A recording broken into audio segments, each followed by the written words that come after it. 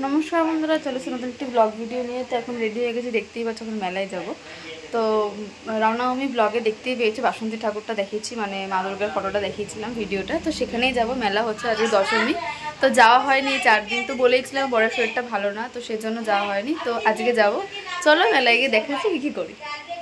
তো 3 জন মিলে বেরিয়ে গেছি, এই যে আমি, বর আর শাশুড়ি মা।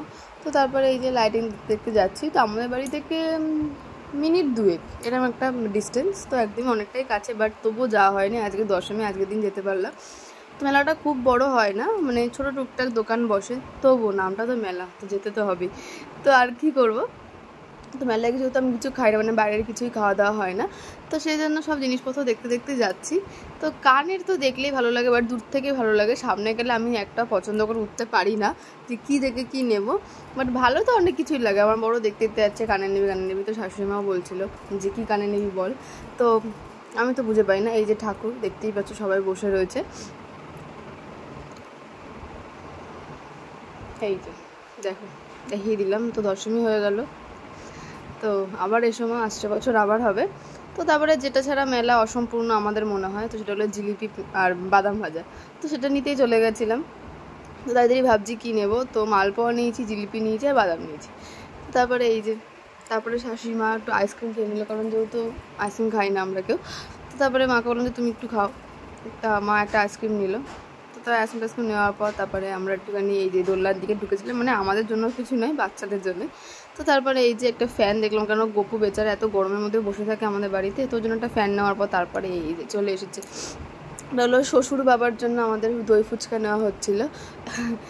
তো এই যে দই ফুচকাটা বানাচ্ছিলাম, আমি একটু ভিডিওই করে নিই, খেতে তো পারি না, যদি ভিডিওটা দেখে একটুখানি কী বলবো আর।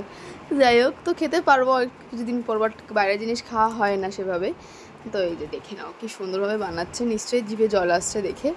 সেটা স্বাভাবিক ব্যাপার, কারণ ফুচকা এমনই একটা জিনিস। তো এই যে মিষ্টি চাটনি দিয়ে দিচ্ছে।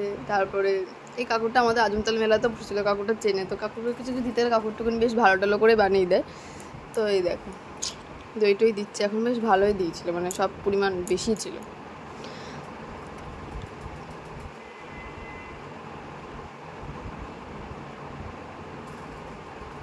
তো যেহেতু বাবা আসেনি, তো সেই জন্য শাশুড়ি বললো তাহলে নিয়ে নিই বাবার জন্য একটুখানি কিছু। তো বাদাম নিয়েছিলাম, জিলিপি, তারপরে ভাবলাম না দই ফুচকাটাই নিয়ে যাই। তো তারপরে দই ফুচকা কিন্তু একদম রেডি। তো বাড়ি চলে এসেছি, বাড়ি চলে এসে দেখিয়ে দিলাম গোপুর জন্য যে পাখাটা নিয়েছিলাম বললাম। তো তারপরে বলেছিলাম না মেলা থেকে কিছু কিনবো না করে ঠিক কিনে নিয়েছি। তো এবারে এই যে সুইট একটা কানের কিনেছি ম্যাঙ্গো, আর একটা রোজ কানের কিনেছি। তো দেখি আমি আর বোন কোনটা কোনটা নিই।